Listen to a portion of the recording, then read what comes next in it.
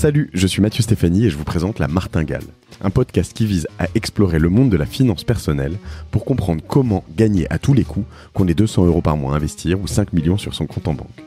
On va pas se mentir, c'est un peu ambitieux, mais les faits sont là. Jusqu'à maintenant, j'ai pas pris le temps de m'intéresser à tous ces sujets et il est temps que ça change. Alors abonnez-vous, des éclairages gratuits, ça commence par là. Salut Gabriel. Salut Mathieu. Je suis ravi de te retrouver. Donc Gabriel Jarosson, tu diriges Léonis. Léonis est un club d'investissement, c'est bien ça? Oui, absolument. C'est un club privé d'investisseurs qui se réunissent pour investir ensemble. Alors c'est le terme club d'investissement en fait est assez méconnu puisqu'en fait ça existe assez peu en France. Aux États-Unis ça existe plus et ça s'appelle un syndicate. Un syndicate. Oui, en France, le syndicat, c'est pas exactement la même chose. Syndicate, moi, c'était un jeu vidéo aussi quand j'étais petit que je connaissais, qui était génial. Écoute, moi, je connaissais le terme club d'investissement, mais pour moi, et c'est pour ça que quand Barthélemy Fent m'a envoyé tes coordonnées il n'y a pas si longtemps, on l'embrasse, on le remercie. Absolument. Ça m'a tout de suite éveillé un certain nombre de questions parce que pour moi le club d'investissement c'était quand même un vieux truc à la papa, tu vois, c'est le truc de la fin des années 90, peut-être début 2000, on se réunissait pour investir, boursicoter, je sais pas quoi, on échangeait des bons plans, etc. Et du coup, quand j'ai vu club d'investissement, je me suis dit, ouais, bon, ça existe encore, ces machins. Puis je suis allé voir ce que tu faisais avec Léonis, ce que vous faisiez, enfin, tu vas m'expliquer un peu. Et je me suis dit, ah tiens, c'est assez marrant, ça a l'air un peu différent. Mais tu vois ce à quoi je compare le club d'investissement? Ouais, absolument. En fait, je pense que tu parles même essentiellement du club de business angel.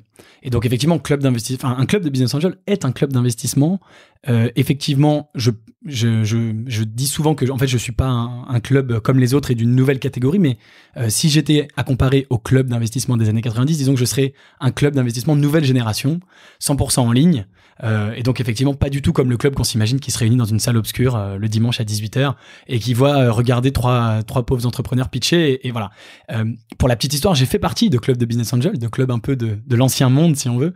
Et effectivement, le fait d'avoir créé Léonis Investissement et d'avoir créé mon club, c'est aussi un petit peu en réaction par rapport à ça, face à ça, parce qu'effectivement, je me sentais pas du tout dans mon élément. J'étais entouré de gens beaucoup plus âgés, ce qui est pas fondamentalement une mauvaise chose en soi, mais des gens qui comprennent pas la tech, qui sont pas là pour investir et gagner de l'argent, mais pour défiscaliser. Il y avait je me sentais pas effectivement dans mon élément. J'ai décidé de créer quelque chose de nouveau, 100% online, dématérialisé, décentralisé, moderne.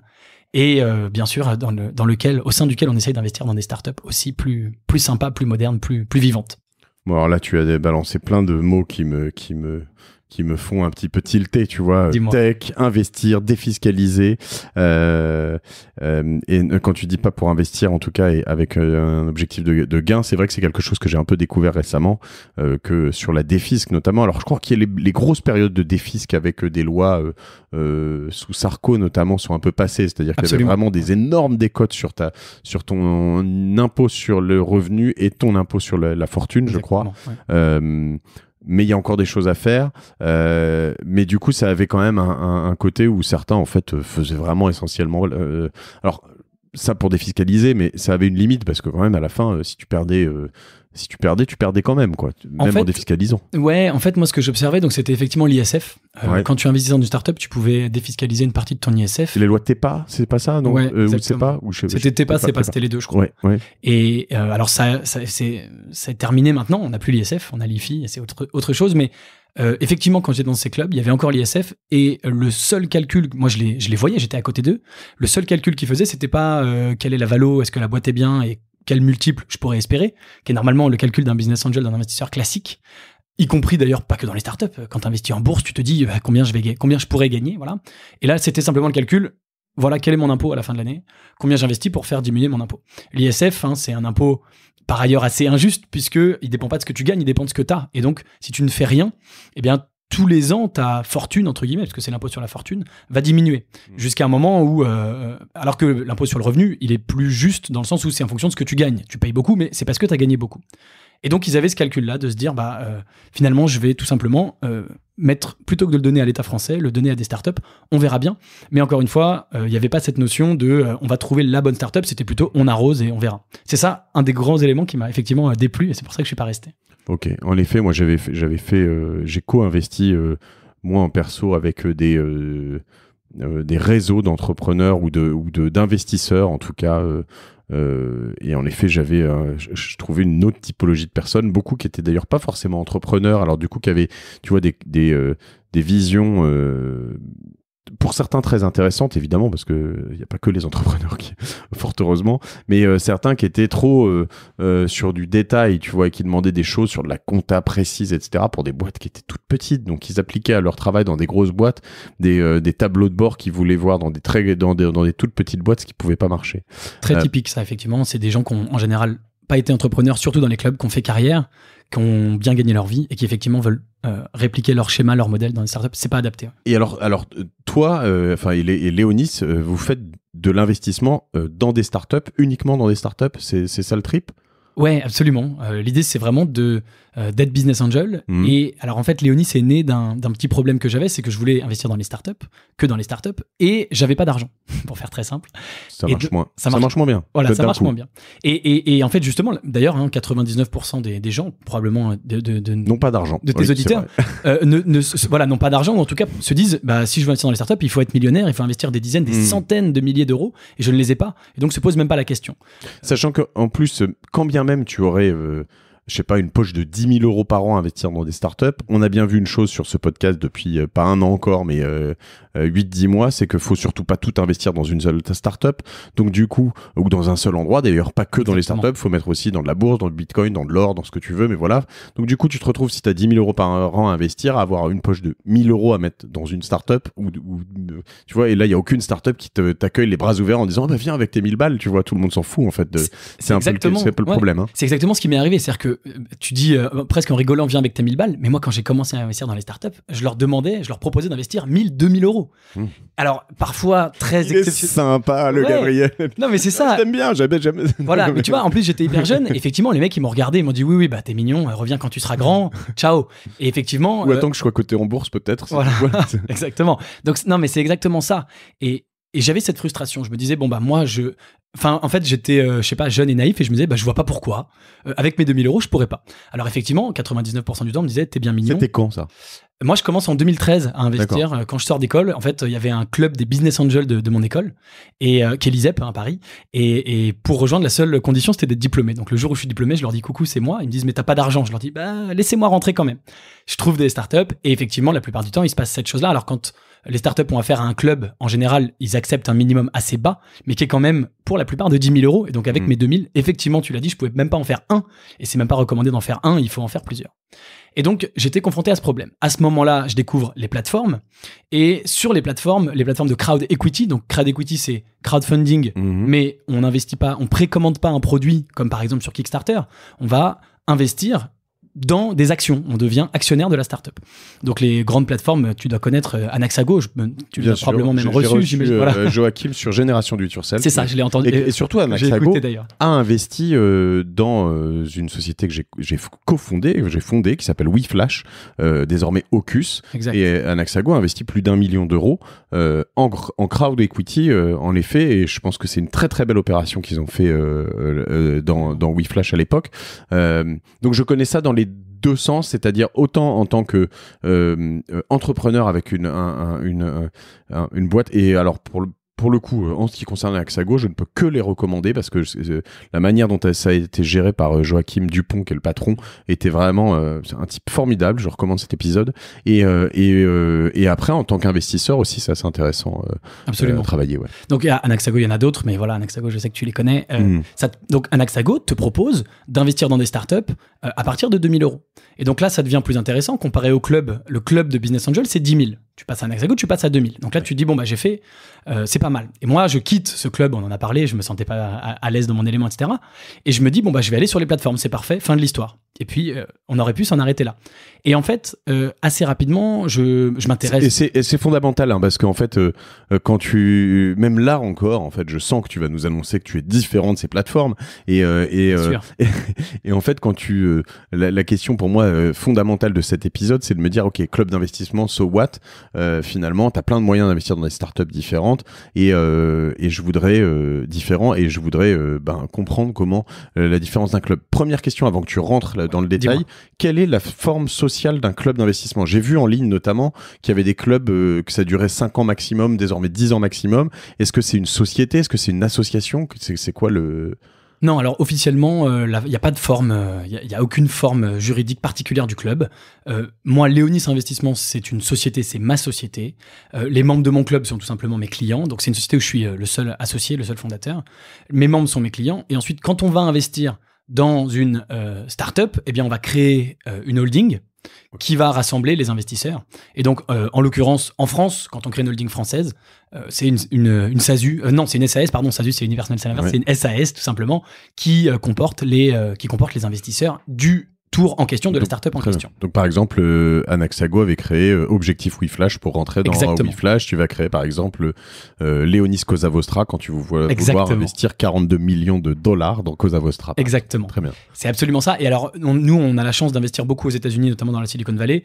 Eux, là-bas, ils sont trop forts. Ils ont un espèce de véhicule spécialement pour simplement réunir des tickets d'investisseurs qui s'appelle le SPV, Special Purpose Vehicle, qui permet de réunir des tickets et d'investir tous ensemble sans créer une société à part entière, parce qu'en France, une holding, c'est une SAS, c'est une société à part entière qui doit par exemple fournir un bilan tous les ans, alors qu'elle n'a pas de chiffre d'affaires, ça n'a aucun sens en fait. Si le régulateur nous écoute, une SPV française ou européenne serait de bon augure. Absolument, ça arrivera notamment avec la tokenisation, mais le plus tôt sera le mieux. On reviendra sur la tokenisation, je ne sais pas de quoi il parle. Alors, donc comment tu te différencies de ces plateformes? Alors, en fait, le constat pour moi, il est simple. J'investis sur ces plateformes, on aurait pu en rester là, je me disais tout va bien. Et puis, je m'intéresse à l'écosystème startup et je me rends compte qu'en fait, on entend parler dans la presse, toi, moi, tout le monde, de super levées de fonds. On a en off, il y a un instant, on parlait de Miro. C'est un bel exemple, c'est un concurrent, mais c'est un bel exemple récent d'une très belle réussite française. Et il y en a plein à l'époque. Mano à Mano. Voilà, Mano. Oui, à l'époque, moi, j'entendais parler de, je sais pas, Blablacar. Exactement. Et je me dis, bon, bah, c'est génial, ces startups-là, elles cartonnent. Moi, je vais investir dans ces boîtes-là, hein, tant qu'à faire. Quitte à investir, autant investir dans les startups qui gagnent de l'argent. Et je me dis, bon, bah, on va aller voir sur quelle plateforme elles ont levé de l'argent et où est-ce que je peux les trouver. Et je me rends compte qu'elles y sont pas. Et en fait, moi, j'étais complètement un outsider du milieu de l'investissement. J'y connaissais rien, à 23 ans, fraîchement diplômé, etc. Et je me rends compte que le milieu de l'investissement dans les startups, c'est un milieu extrêmement fermé. C'est un milieu assez hermétique et grosso modo, t'es soit inside, soit outside. Moi, j'étais outside. Et puis, les startups, la plupart des startups vont s'adresser directement à des fonds d'investissement. Je sais que t'as reçu plein de gens ici. Et encore, oui, c'est vrai. Gens de Kima, etc. Exactement, j'en connais beaucoup de fonds d'investissement, de très gros fonds, etc. Maintenant, autant à un moment, ils ont tous essayé de revenir de très tôt, très en amont dans du seed. Voilà, Jean, c'est un peu différent parce qu'il gère l'argent de Xavier Niel et il rentre dans une startup par semaine, donc il peut rentrer sur des tickets assez bas pour Xavier Niel, c'est-à-dire 50, 100 000 euros. Je crois que c'est plutôt 100, mais voilà. En revanche, chez les autres, maintenant, ils sont tous remontés plutôt dans des investissements à 2, 3, 5, 6, 8, 10 millions, donc ils sont dans une autre ligue que nous, en l'occurrence. Et ce qui est tant mieux, d'ailleurs, parce que ça nous laisse un peu de place. Oui, et paradoxalement, si tu veux, c'est vrai, les tickets de levée de fonds dans l'ensemble augmentent. Chez Léonis Investissement, ils augmentent aussi, mais en fait, une startup, ça va souvent quand même être son premier contact, puisque avant, ils vont souvent faire de la love money, des proches de la famille, mais ils vont pas forcer. Enfin, en fait, pour faire très simple, ils venaient pas, pour la plupart, ni sur les plateformes de Crowd Equity, où j'aurais pu les trouver, ni frapper à ma porte en me disant salut Gabriel, on adorerait t'avoir au capital. Alors il y a quelques gros business angels connus identifiés, moi j'en faisais pas partie. Mais encore, tu dis que t'étais nobody, mais déjà je prends un langage de jeune, nobody, tu vois, bon, et on dit que tu t'étais personne dans cet univers, mais déjà tu vivais à Paris. Exactement. Tu commençais à rentrer un peu dans ces milieux, etc., etc. Quand tu es un peu intéressé parmi mes auditeurs, je sais que j'en ai beaucoup qui sont alors potentiellement à l'étranger, notamment. Alors l'étranger a un problème entre guillemets, c'est que la défisque c'est mort. Mais en revanche, bon, si on n'est pas dans cette problématique, et on me l'a recommandé d'ailleurs cette semaine, une auditrice qui m'a dit tu devrais faire un numéro spécial pour les étrangers, ça m'intéresserait de le faire en effet. Mais quand tu es à l'étranger ou même à Perpignan ou voilà. Mont-de-Marsan, hein, voilà. Eh bien, tu sais pas forcément tout ce qui se passe dans les startups et bon, les startups sont pas toutes à Paris, mais elles sont quand même concentrées dans les grosses villes, Paris, Montpellier. Et c'est vrai que c'est un milieu encore plus fermé depuis Perpignan. Alors de Paris, effectivement, j'ai eu la chance de pouvoir aller aux événements, de pouvoir rencontrer des gens et effectivement de faire mon petit bout de chemin petit à petit. Ça m'a mis des années et des années. Mais à ce moment-là, j'étais même à Paris en fait un outsider. Et donc voilà, pour terminer de te répondre, je me dis comment je fais pour trouver les bonnes boîtes qui vont directement chez Kima ou chez X, il y en a plein d'autres chez les fonds, et c'est des boîtes en général, il y en a qui ont un fort potentiel, des belles équipes, elles le savent, et donc elles vont voir ces fonds-là, les fonds savent que c'est des belles boîtes, ils savent faire leur métier, investissent, et puis c'est terminé, nous, toi, moi, tout le monde, on est passé à côté. Or, c'est des boîtes qui vont faire, pour certaines, une très belle croissance, des très beaux résultats, faire gagner plein d'argent à leurs investisseurs. Et moi, je me dis, je veux participer à ça, tout simplement. Comment je fais? Et donc, effectivement, là, j'ai eu peut-être avec mes 2000 euros. Non, mais c'est ça. Comment je fais avec mes 2000 euros? C'est exactement ça. Et donc, j'ai eu la chance d'être à Paris, d'aller réseauter, d'aller les rencontrer. Et voilà, faut pas oublier que ces boîtes-là, elles cherchent quand même de l'argent. Donc, au bout d'un moment, certaines, tu les contactes en disant, moi, je crois à ce que vous faites, je veux investir. Ça arrive que les mecs te disent oui. Et effectivement, vient la question du montant. Et donc, effectivement, j'arrivais pour des boîtes jeunes à négocier des montants à 10, 15, 20. Une boîte géniale, on négocie pendant des heures et on arrive sur 30 000. Il me dit, voilà, moi, en dessous de 30 000, je descendrai pas. Moi, j'avais toujours mes 2000 euros. Jamais de la vie, il était même concevable. Tu leur disais pas nécessairement que t'avais que les 2000, toi? Pas au début. Ok. Tu les as Sachant que, juste pour comprendre la raison pour laquelle on fait ça, c'est que, en tant que, alors là, je me mets du côté, pas investisseur, mais du côté entrepreneur, on peut se dire, mais pourquoi ils prennent pas des tickets à 2000? Alors, il y a plusieurs raisons, mais il y a des raisons de nombre de tickets, de légal, c'est-à-dire qu'au-delà d'un certain nombre de personnes actionnaires dans une boîte, on doit être une société, ce qu'on va appeler publique, comme on dirait aux États-Unis, donc cotée finalement, parce qu'au-delà de, alors je sais plus quel est le nombre aujourd'hui, mais d'un certain nombre d'actionnaires, finalement, on devient une sorte d'entreprise publique, donc enfin pas publique au sens français, pardon, cotée entre guillemets, donc il y a des gens qui vont acheter, vendre des actions, voilà, donc on doit fluidifier tout ça. Et il y a aussi un côté de décision, c'est-à-dire que plus t'as d'actionnaires, plus ce qu'on appelle la table de capitalisation, la cap table en anglais, c'est quelque chose de compliqué à gérer. Et on va avoir 70 personnes qui vont vouloir venir à une sorte d'AG où on va te demander des trucs que t'as pas envie des détails que t'as pas envie de donner parce que t'as pas le temps, et qu'au début, finalement, l'important pour une startup, c'est la vélocité, c'est d'être capable d'aller vite, de pas rester dans des détails de plein de petites choses, et donc du coup, ça te saoule et tu te retrouves avec des cap tables avec beaucoup trop de monde, et c'est pénible à gérer. C'est bien ça, hein? C'est vraiment ça, le point que tu soulèves, c'est le plus important, c'est-à-dire que même une petite levée de fonds, aujourd'hui encore plus, même à l'époque, c'est par exemple 200 000 euros. Donc ça veut dire que si tu fais rentrer des investisseurs à 2000, tu vas potentiellement avoir 100 investisseurs. Ça fait 100 personnes à convoquer par lettre avec accusé de réception à ton assemblée générale, à faire émarger, à faire voter.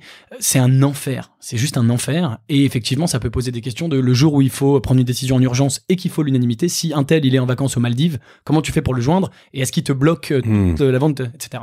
Et d'ailleurs, c'est tellement un enfer que tu as des fonds d'investissement après qui ne voudront pas investir dans une startup s'il y a trop de monde sur la table de capitalisation. C'est ce qu'on appelle souvent, alors ils rentrent, finalement souvent ils réussissent pas à investir s'ils veulent vraiment, mais après ils font ce qu'on appelle, ils clean la cap table, ils font le ménage. Exactement. Ils nettoient la cap table, donc pourquoi, ça veut dire quoi? Ça veut dire qu'ils vont aller chercher tous les petits, ils vont leur dire écoute, je te rachète, souvent sur des tickets qui sont intéressants, parce qu'ils veulent limiter le nombre d'actionnaires autour de la table, parce qu'ils trouvent ça, ils pensent que c'est un point faible d'avoir trop de petits actionnaires. Ils veulent avoir les mains libres, tout simplement.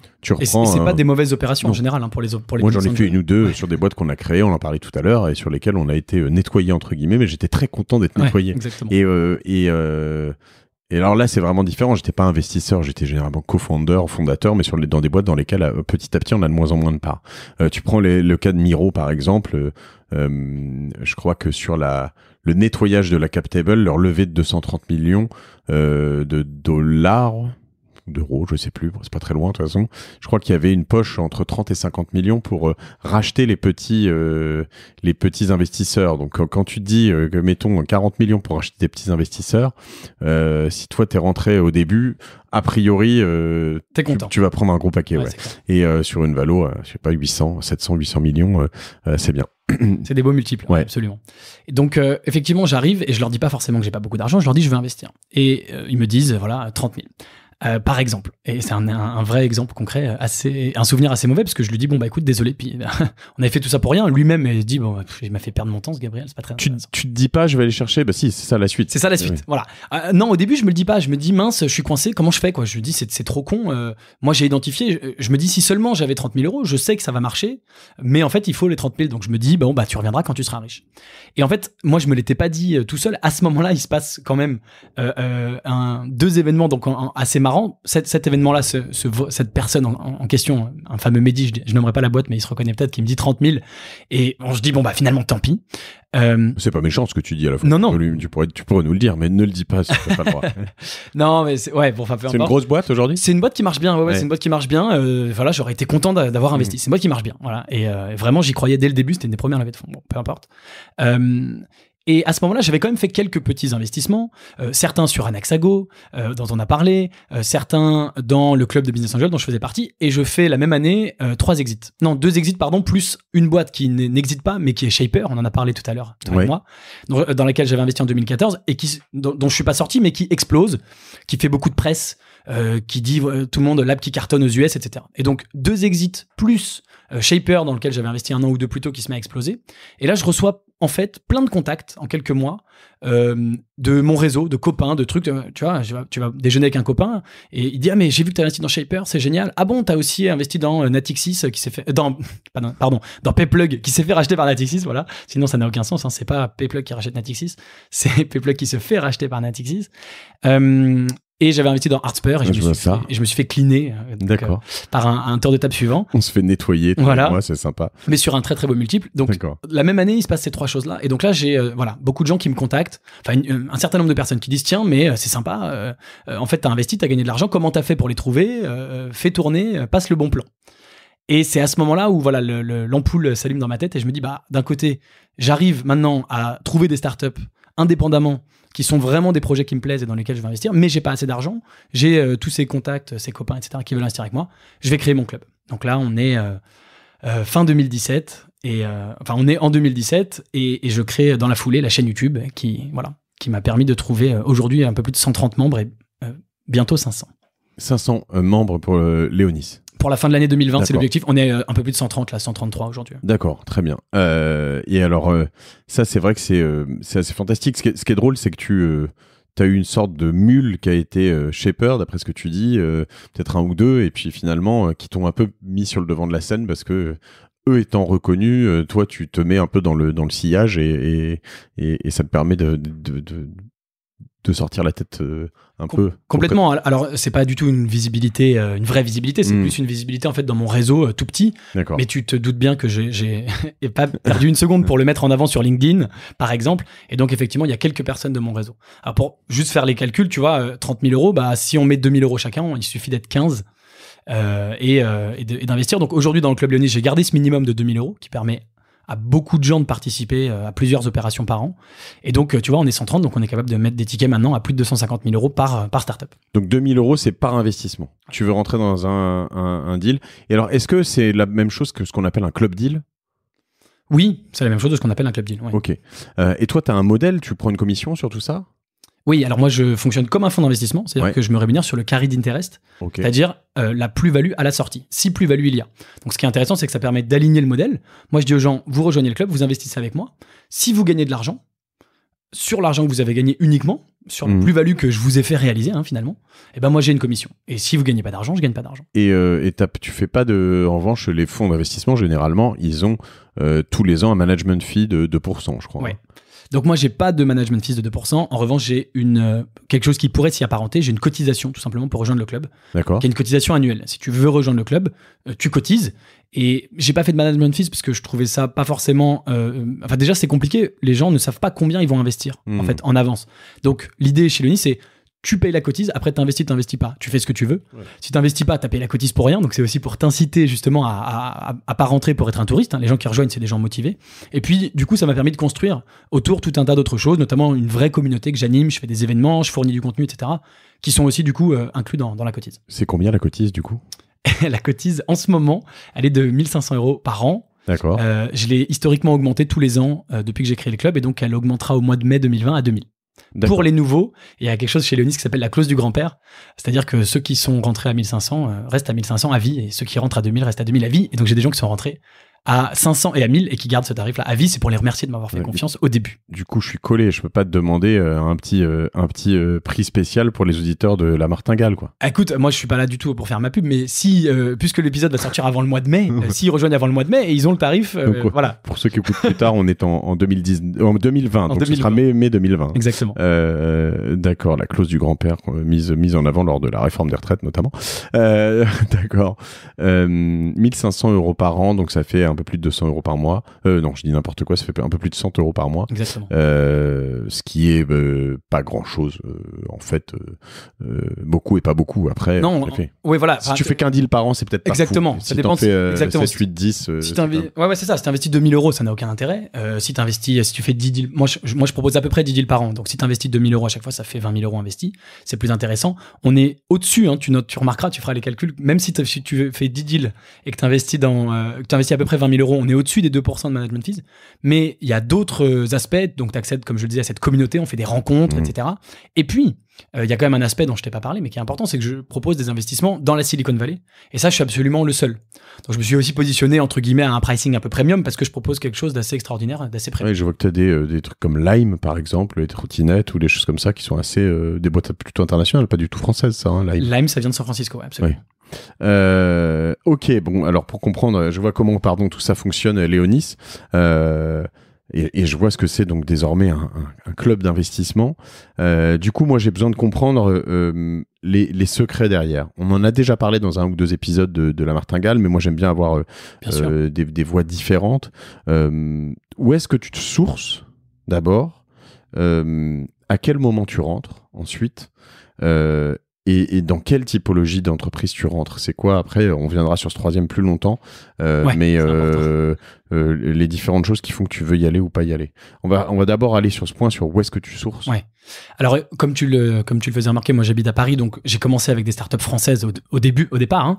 Hein. Et donc, effectivement, on me pose toujours la question, et c'est vrai que je sais jamais finalement quoi répondre. J'ai battu le pavé, j'ai été à tous les événements, tous les pitchs, j'ai rencontré du monde.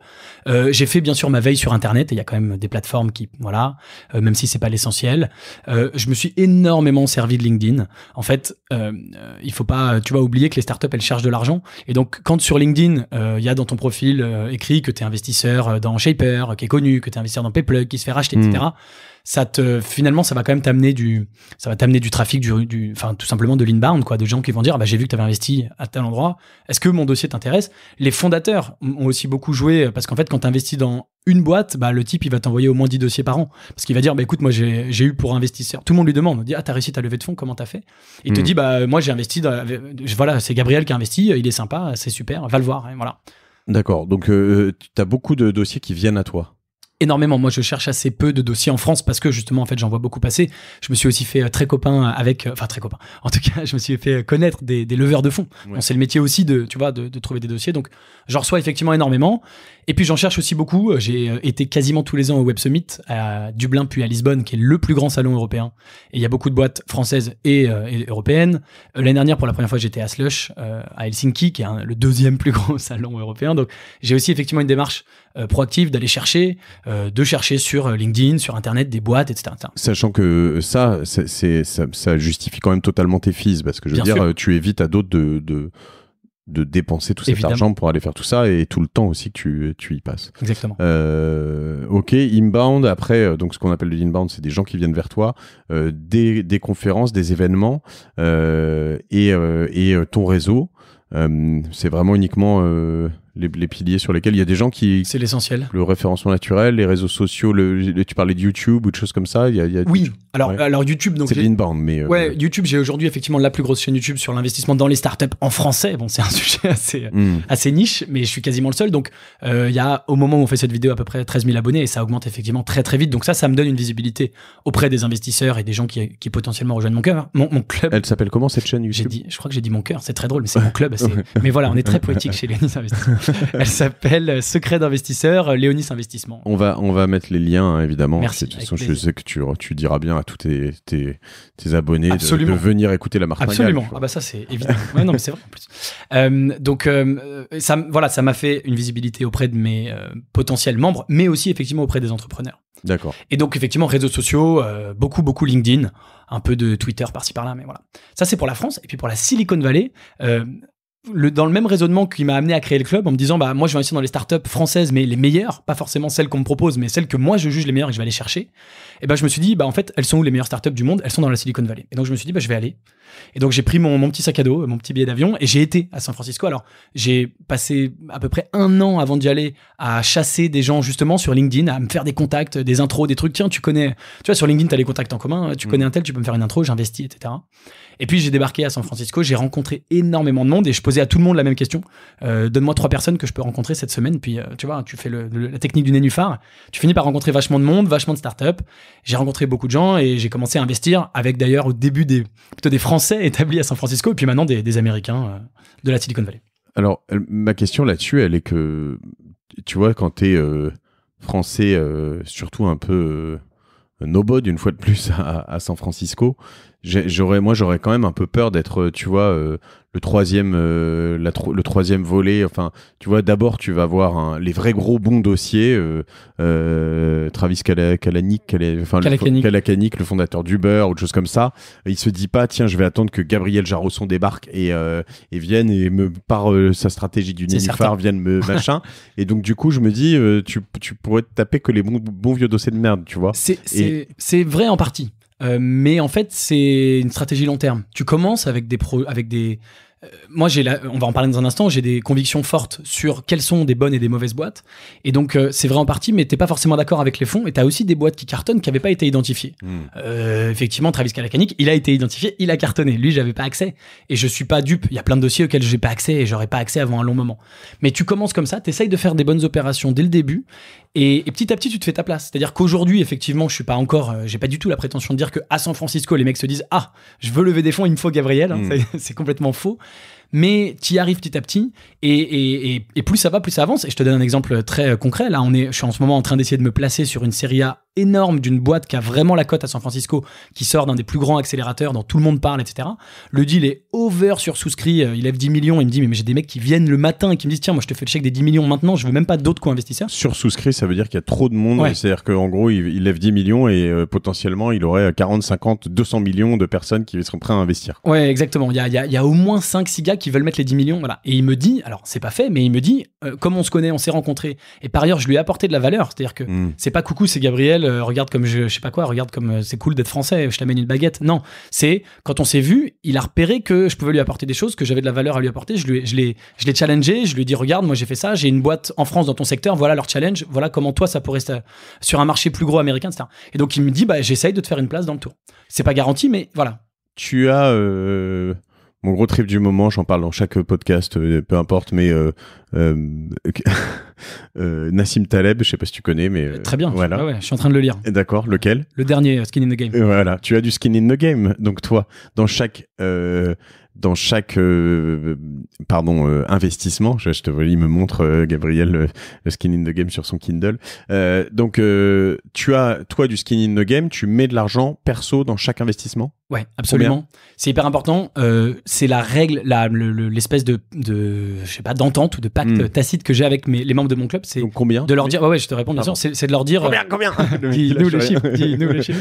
Non, c'est la règle de base que j'ai avec eux, c'est de leur dire, moi quand je vais vous proposer un investissement, systématiquement c'est un investissement dans lequel moi j'investis. C'est-à-dire je vous envoie pas au casse-pipe en disant ouais allez-y, mais moi non, je mouille pas la chemise. C'est effectivement du skin in the game, c'est hyper important. Donc je me fixe la même règle que je leur impose, c'est-à-dire montant illimité, minimum 2 000 €, tout simplement. Et donc en général dans la pratique, je mets effectivement 2 000 €. D'accord, très bien. Et alors, on voit, on a vu un peu comment tu les trouvais, différentes manières, du temps beaucoup passé, hein, évidemment. Tu fais pas tout ce qui est acquisition, achat de, enfin, je sais pas, référencement naturel, etc. Non, t'es pas. Pour trouver des startups, ouais, non. Ça marche pas. En fait, je vois quand même que les meilleurs contacts, les meilleurs projets, etc. viennent par réseau, par opportunité, par rencontre. Mais pour référencement naturel, je pense pas. Non, c'est plus par réputation, tu vois. Alors, et non pas que j'ai encore acquis cette réputation, surtout aux US, mais voilà, quand on parle d'un Sequoia, on sait que c'est Sequoia, ils ont pas besoin de référencement, si tu veux. Ok. Tu parlais de défisque tout à l'heure. Il y a quand même de la défisque dans certains de tes investissements, des investissements de Léonis, pardon. Ouais, absolument. En fait, on profite des lois françaises. Donc, la défiscalisation de l'ISF, puisque l'ISF n'existe plus, a été remplacée par ce qui s'appelle la loi Sapin. Et donc, tu peux diminuer ton IR, ton impôt sur le revenu, ce qui est hyper pratique. Et ça concerne beaucoup plus de monde. Donc, ça qui est sympa. C'est tout à fait en phase avec Léonis de dire que des plus petits porteurs ou des plus petites budgets, en tout cas, vont investir. Et donc, tu peux défiscaliser jusqu'à 25% de ton impôt sur le revenu, jusqu'à 10 000 euros. Donc, il y a plein de gens qui payent plus d'impôts sur le revenu grâce à Léonis. Ça, c'est valable pour les boîtes européennes et donc françaises, bien sûr, par extension. C'est pas valable pour les boîtes américaines. Nous, je fais pas uniquement des startups américaines, mais l'année dernière, j'ai fait à peu près moitié-moitié. Et donc, pour ces boîtes-là, il n'y a pas de défiscalisation. Pour ce qui est des françaises, oui, il y en a absolument. Et je peux venir avec mon entreprise ou pas dans un club? Bien sûr. Je peux investir en tant qu'entreprise. D'accord. Tout à fait. Il faut avoir, tu vois, souscrit. L'accord. Ouais, mais il faut avoir l'accord de tous les actionnaires. Enfin, si c'est ta boîte et que tu la contrôles, oui. Si vous êtes plusieurs, il faut que vous soyez tous d'accord. Mais oui, c'est tout à fait possible. Ouais. Alors venons au cœur du réacteur, quoi. Dans quoi on investit? Parce que quel est le secret d'un bon investissement? Alors je précise, parce que j'ai vu que tu l'avais précisé sur Léonis, hein, on donne pas de conseils, on partage nos expériences, c'est très différent. Il y a un aspect légal à ce que je dis, c'est-à-dire que tu peux être et je pourrais être aussi contrôlé par l'autorité des marchés financiers, et c'est important légalement de dire que moi je suis pas là surtout que je suis vraiment dans une approche de profane, mais mes invités non plus, on n'est pas ici pour donner des conseils, mais pour partager l'expérience. C'est très différent. Absolument, et le métier de conseiller est un métier encadré, c'est pas mon métier. Voilà, donc sans donner de conseils, non, qu'est-ce que c'est selon toi? Qu'est-ce qui fait que tu as envie d'aller à donf dans un truc? Combien de sociétés tu vois par rapport au nombre dans lesquels tu investis aussi, notamment? Alors, j'ai la chance de voir beaucoup de dossiers. C'est nécessaire, hein, je pense. Je suis convaincu que plus on a de volume, plus on voit de sociétés, plus on a de chances de voir les bonnes. Et paradoxalement, je suis très restrictif et strict et très exigeant. J'investis dans très peu de dossiers, beaucoup moins d'1% des dossiers que je vois. Je pense que c'est le cas de la majorité des investisseurs. Alors, effectivement, ma théorie, c'est de dire que beaucoup de gens pensent qu'investir dans les startups, c'est un petit peu du hasard. Et c'était le cas dans les clubs dont on a parlé tout à l'heure. Des gens qui défiscalisaient, qui disent, bon, de toute façon, on met un peu d'argent, puis on verra. Moi, je pense qu'il y a des critères très précis qui permettent de déterminer un petit peu en amont, assez tôt, si une boîte va réussir ou pas. Alors, j'en profite pour dire que si ça intéresse certains de tes auditeurs, je développe ça dans un bouquin dont la préface est signée Xavier Niel, qui s'appelle Mes secrets d'investisseurs, et où il y a 200 pages sur mes critères de façon très précise. Mais Xavier Niel, t'as fait une préface? Ouais. Mais non. Si. Oh là là. Ouais, il est sympa. Ouais, c'est sympa de sa part. Voilà. Et puis, ça veut dire, moi, je l'ai pris évidemment pour dire qu'il trouvait mes critères absolument géniaux et brillants, et qu'il aurait rêvé imaginer ces critères. Voilà, évidemment. Donc, non, mais voilà, le thème du bouquin, c'est de dire qu'il y a des critères précis. Alors, évidemment, je vais quand même vous en donner quelques-uns. On mettra les liens du livre. C'est gentil. Ça, évidemment. Ouais. C'est gentil. Il est aux éditions Maxima. Vous le trouvez sur Amazon, etc. Et d'ailleurs, dans les librairies, les Fnac. L'idée, c'est de dire qu'il y a des critères. Les critères, lesquels sont-ils? Déjà, un point très important, c'est que je vais regarder la scalabilité de la boîte et sa marge. Alors ça va ensemble, et c'est des trucs qu'on entend tout le temps, hein, la scalabilité et la marge, mais moi je vois aujourd'hui quotidiennement des investisseurs, même expérimentés, chevronnés, etc., qui investissent dans des boîtes qui scalent pas ou peu ou mal et qui n'ont pas beaucoup de marge. Alors, je reformule ce que tu dis. Ouais. Je te prie de faire une pause, si tu veux bien. La scalabilité, donc c'est dans les startups, ce qu'on appelle l'hypercroissance, notamment, c'est être capable de grossir très fort sans forcément démultiplier les investissements en face. Et les coûts, exactement. Ouais. Donc, ce que je voulais dire par investissement. Ce que je veux dire là-dessus, c'est que typiquement, dans une agence, je sais pas moi, un cabinet d'avocats,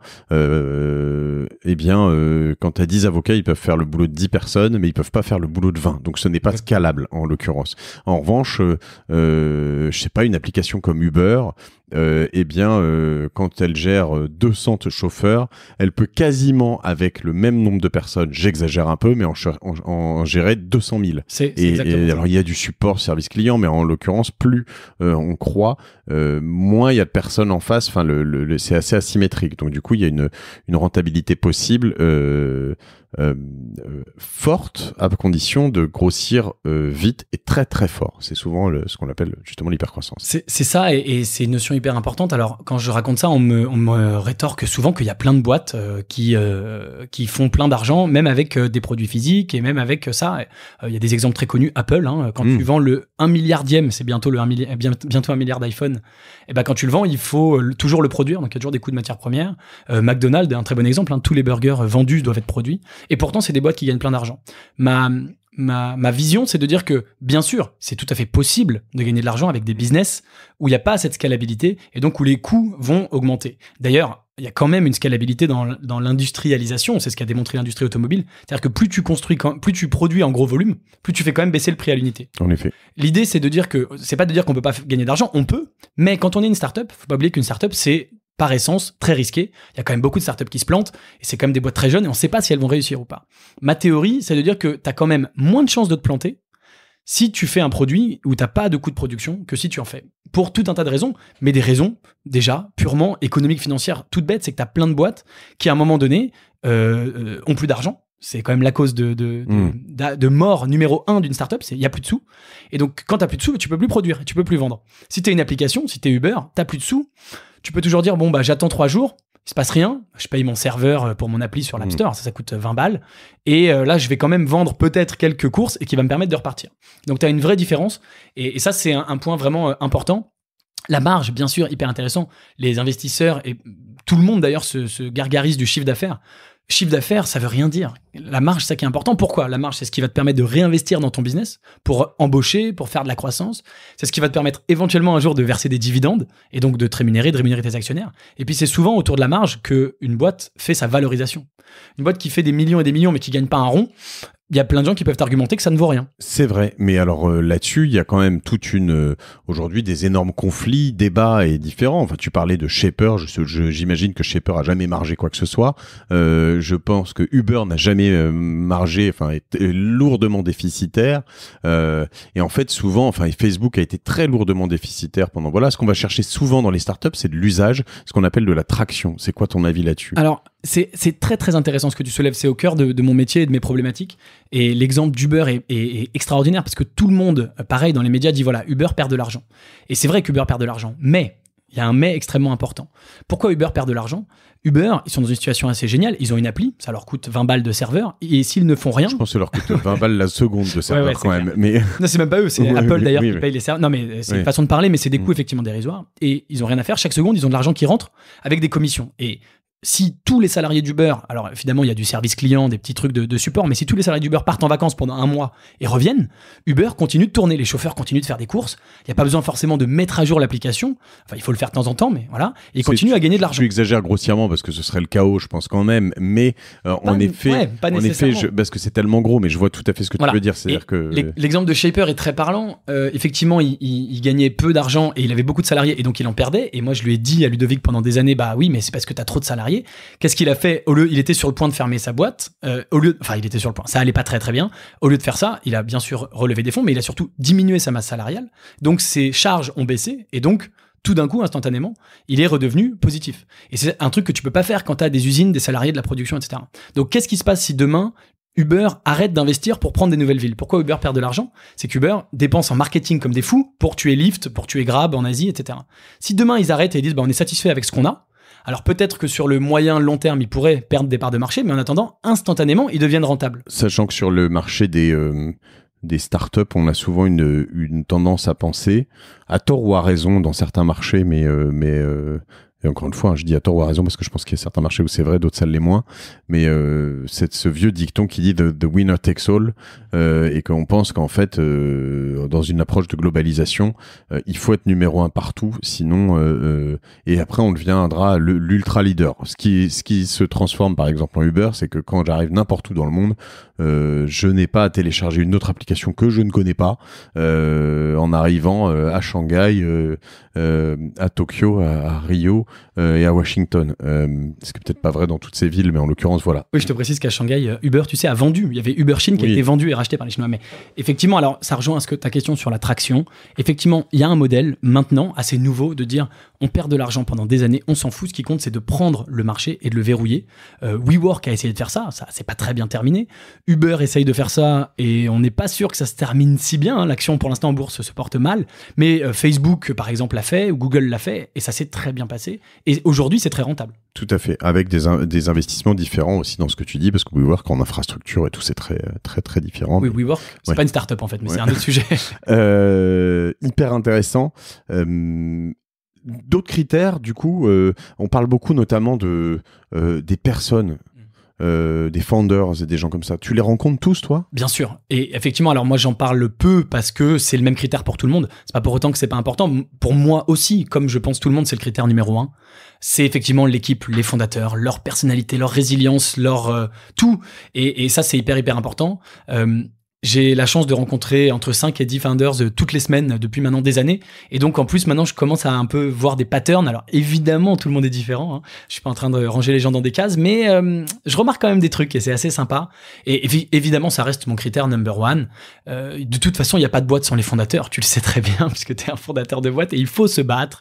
Et bien sûr, mon passé d'entrepreneur là-dessus m'aide à aussi voir beaucoup de choses qu'ils vivent que moi, j'ai vécu dans différentes boîtes, dans différents projets que j'ai pu avoir. Ok, mais évidemment, moi c'est une des premières choses que je vais regarder quasi systématiquement, parce que sur une super idée, un mauvais founder et vice versa, sur une très bonne idée, sur une mauvaise idée, un très bon founder, il saura pivoter, faire des choses et voilà. Ouais, moi une phrase que j'aime bien, enfin un truc que j'ai inventé que je trouve drôle, c'est que je préfère réinvestir dans une boîte montée par Elon Musk qui vend des cafards de compagnie que monter dans une boîte d'un mec de 15 ans qui sait rien faire, qui monte une boîte de fusée ou de voiture électrique. Ouais, Elon Musk a beaucoup plus de chances de réussir en vendant des cafards, parce que le mec est juste bon. C'est vrai, des cafards de compagnie. Ouais. Il a bien vendu des lance-flammes. Ouais, et ça a cartonné. Et ça sert à rien. Bon, maintenant, si tu veux, c'est différent. En fait, il peut se permettre de faire ça. Le mec est devenu une espèce de légende. Ouais, il a un fan club. Ça coûtait une fortune en plus. Hein. C'était, je sais plus, 600 balles ou quoi. Et c'est parti en 10 minutes. C'est assez hallucinant. Génial. Mais il est très malin. Hein. Il est très, très intelligent. Ça lui fait du cash flow pour sa boîte. Et voilà.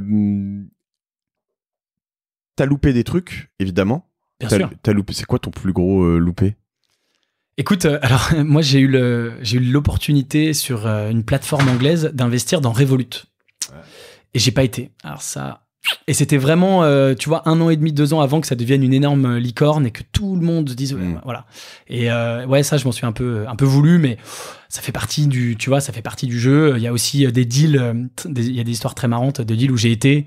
Et puis j'ai des copains qui m'ont dit, non, arrête tes conneries, c'est nul. Et puis voilà, le truc a cartonné. Donc ça marche dans les deux sens. Donc voilà, bon. Ta plus grande fierté ? Ma plus grande fierté, c'est mon club et de proposer. Ma plus grande fierté. Non, mais dans l'investissement. Ouais. Dans l'investissement. Ouais, lequel ? Écoute, alors, celui dont on me parle le plus, évidemment, c'est Lime, parce que c'est vraiment une boîte de renommée mondiale. Je sais pas, c'est difficile. Alors, une fierté peut-être, c'est d'avoir investi dans une plateforme, un exchange crypto, donc une plateforme qui permet d'acheter et vendre des crypto-monnaies. Ouais. En France, on connaît beaucoup Coinbase, par exemple, qui est américain. Et j'ai investi dans le leader européen. Sur une valo extrêmement chère, et voilà, tout le monde m'a dit t'es fou, voilà. Et moi je me suis beaucoup intéressé aux crypto-monnaies, je trouve qu'il y a du potentiel. Et je me suis dit la valo est chère, mais sur un truc comme ça financier machin, ça vaut le coup. Et donc 2 ans plus tard, ils se sont fait racheter 250 millions. Donc la boîte en question s'appelle Bitstamp. Ils se sont fait racheter 250 millions par un fonds d'investissement. T'es rentré à combien ? J'étais rentré à 50, donc c'était très cher, mais ça reste une très belle opération en 2 ans. Et voilà, j'en suis assez fier parce que j'avais un peu été seul contre tous. Et voilà. Mais il y a d'autres boîtes extraordinaires dont je suis pas sorti et dont je suis incroyablement fier. Action Desk, qui est une pépite française qui a été envoyée au Y Combinator. C'est juste génial. Jonathan, si tu nous écoutes. Eh ben top, j'espère qu'il nous écoute. Je suis sûr qu'il nous écoute. Ok. Tu parlais de mettre le hasard de côté pour investir, donc dans une start-up. C'est quoi d'autre tes ingrédients pour mettre le hasard de côté ? Tu as des petits signaux qui te font dire... Il y a des red flags que tu as ?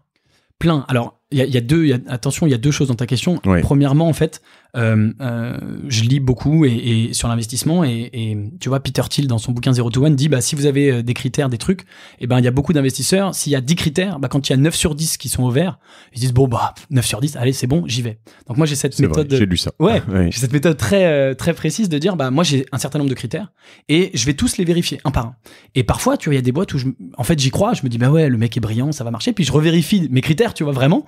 Et je me dis, non, en fait, ce critère-là, ça va pas. Donc, moi, je pense que une de mes méthodes les plus importantes, c'est que j'ai formalisé ces critères, je les ai écrits, d'où le bouquin, mais je les ai écrits déjà juste des bullet points, critère 1, l'équipe, critère 2, la scalabilité, critère 3, la marge, tu vois, voilà.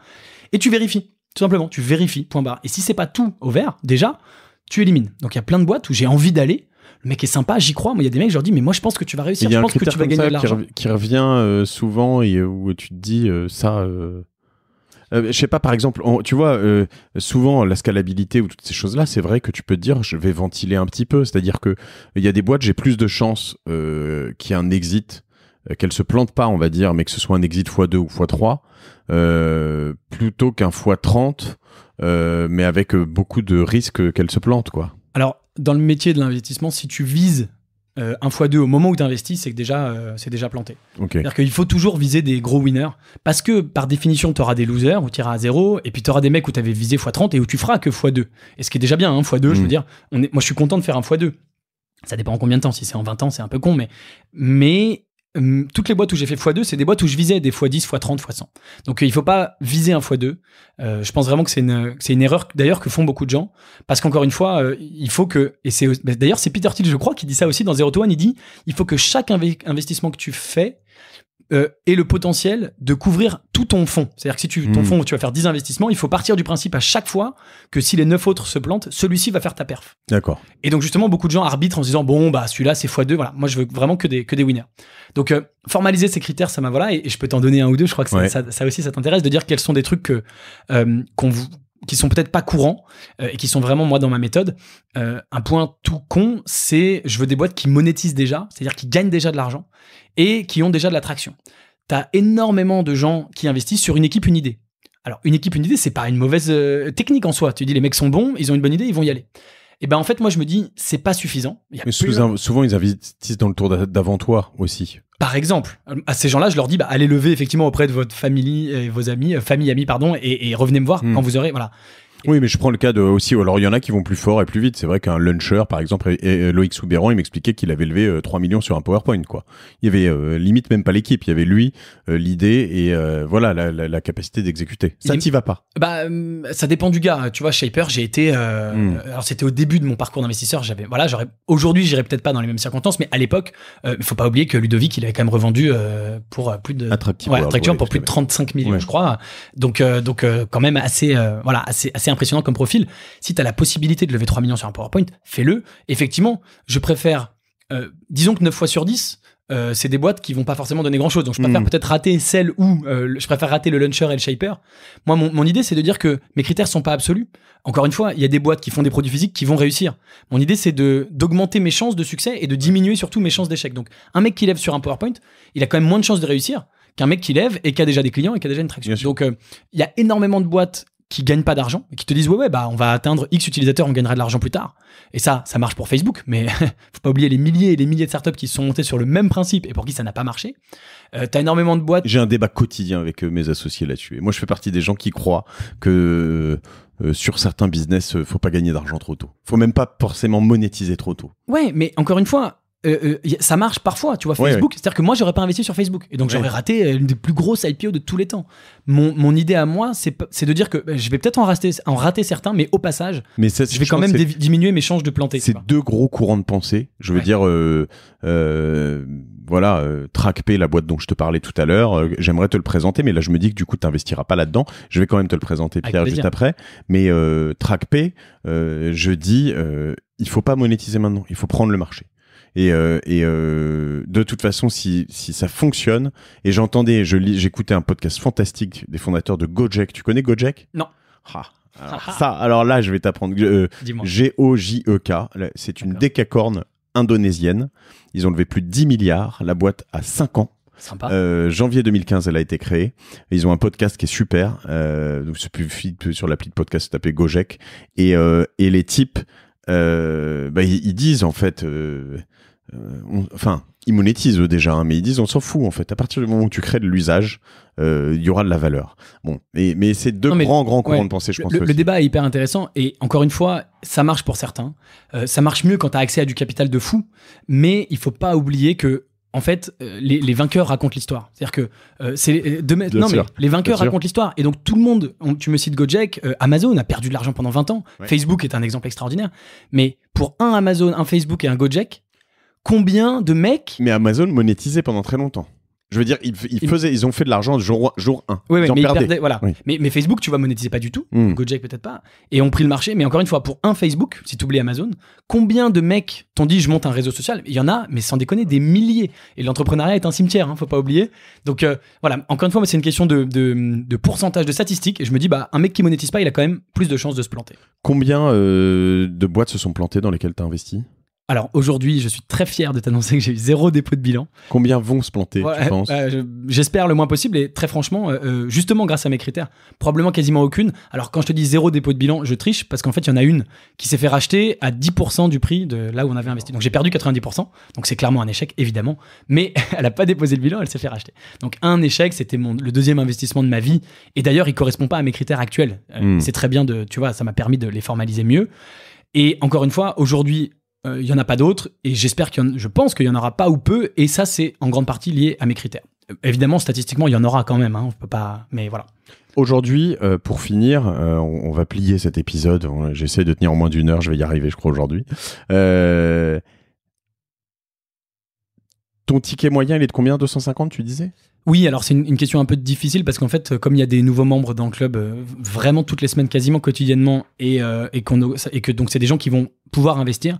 Aujourd'hui, on est en train de mettre un ticket à $350 000, donc ça fait à peu près 300 000 €.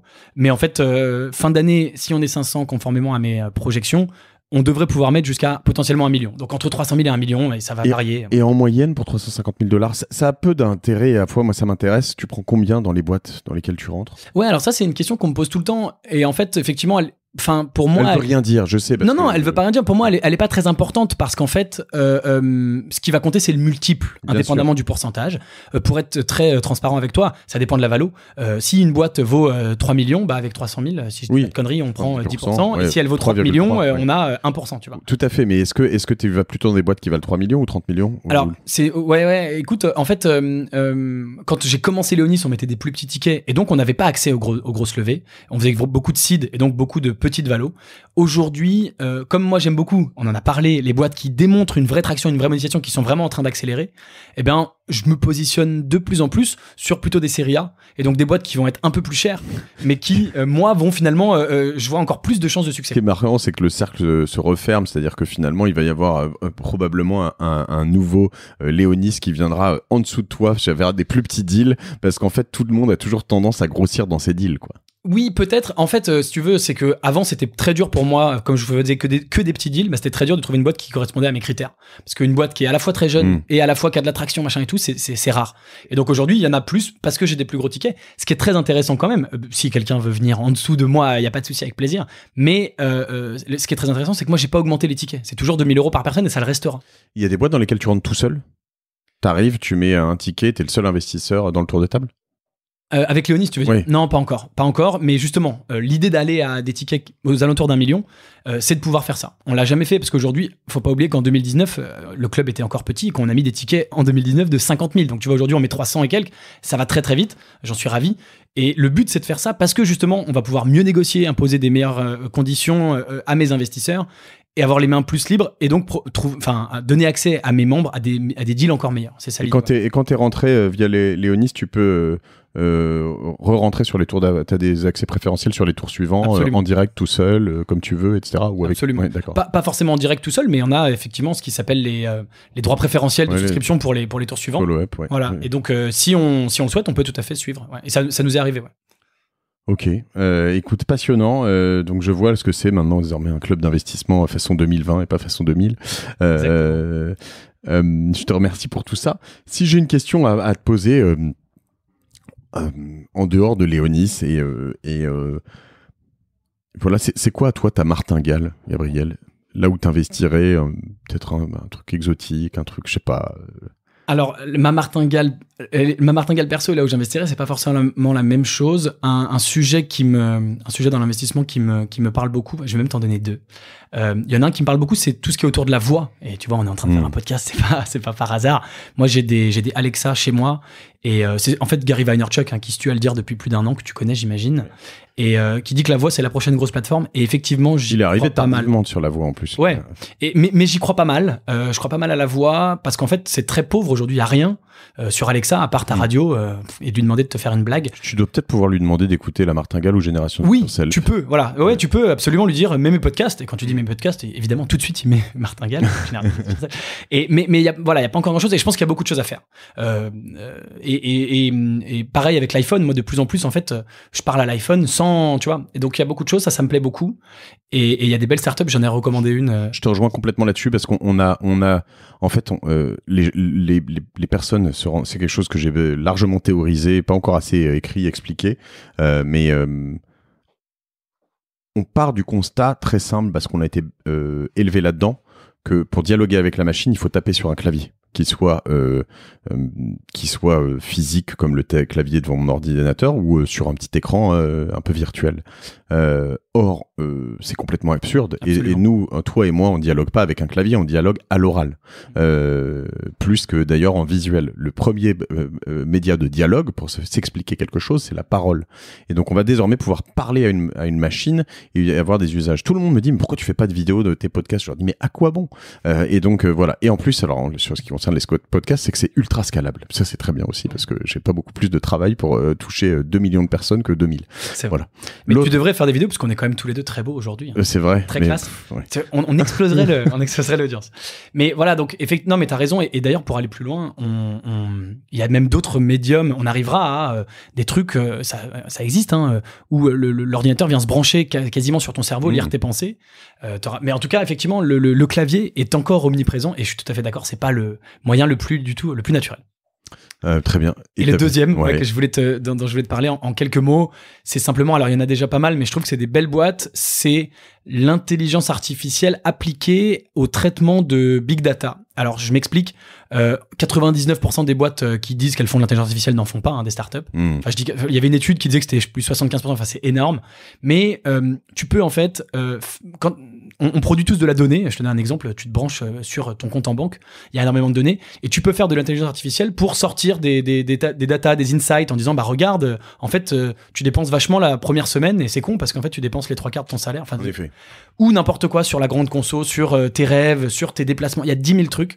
Et ça, je trouve que c'est intéressant. Il y a assez peu de startups qui s'attaquent à ça. Je pense qu'il y a énormément de choses à faire. Il y en a, qui sont des très belles boîtes que j'ai malheureusement pas financées. J'aimerais bien. Donc, si vous faites l'un de ces deux sujets, venez me voir. Et je pense que ça apporte c'est un truc tout con. Il n'y a pas grand chose à faire à part développer l'algo. Ça apporte de la valeur dans la vie de chacun. Donc, je crois beaucoup à ce genre de sujet. Écoute, je t'aimais bien, Gabriel, mais voilà, t'as dérapé en fin d'épisode et en 1 heure, 1 minute. Alors, en plus, on va rajouter l'intro. Enfin, voilà, tu m'as fait déraper. Donc, je n'aurais pas. J'en suis navré. C'était passionnant. C'est pour ça aussi qu'on est toujours là. Et je te remercie vraiment Merci de tout ça. Je rappelle à tout le monde que alors on peut te retrouver sur LinkedIn, sur YouTube, rechercher les liens de l'épisode. Donc dans tout le descriptif de l'épisode, vous aurez tout ça. On peut t'ajouter assez facilement. N'hésitez pas à m'ajouter au passage sur LinkedIn facilement aussi. J'accepte à peu près tout le monde. Et tant qu'il y a une photo et un nom et un prénom. Et puis, je mettrai aussi les liens de tous tes livres et les livres mentionnés dans ce podcast. Avec plaisir. Parce que, utiliser ces liens-là aussi, ça fait de l'affiliation, c'est bien. Et puis, je te remercie. Merci de m'avoir reçu, c'était super. Et je vous remercie à tous d'écouter La Martingale. Partagez-le à 3 personnes, par exemple. 3, c'est bien, ça va faire une belle croissance. Cet épisode, 3 personnes à qui vous pensez. N'investissez pas que dans des startups, c'est très risqué. Bien sûr. Donc voilà, c'est pas un conseil, mais c'est quand même un conseil. Non, voilà, diversifiez vos investissements. On a parlé de quelque chose. Faites-vous accompagner par des professionnels, le cas échéant. Mais parce que les startups, c'est extrêmement risqué. On est dans une période de grosse incertitude sur ce qui va se passer aussi aussi demain. Donc voilà. Mais en revanche, c'est un univers que je recommande qui est passionnant parce qu'après on suit les startups d'une autre manière et c'est un peu la différence de ce qu'on voyait aussi quand j'étais plus jeune, moi, avec la bourse où on suivait des grosses boîtes et là on va suivre des plus petites aventures qui vont grossir. C'est vraiment fantastique. Et si vous le faites, investissez dans plein de startups en même temps, 5-10 par an, pour diversifier votre portefeuille et limiter vos risques. Voilà. Je vous remercie d'écouter La Martingale et je vous embrasse et je vous dis à dans 2 semaines. Salut.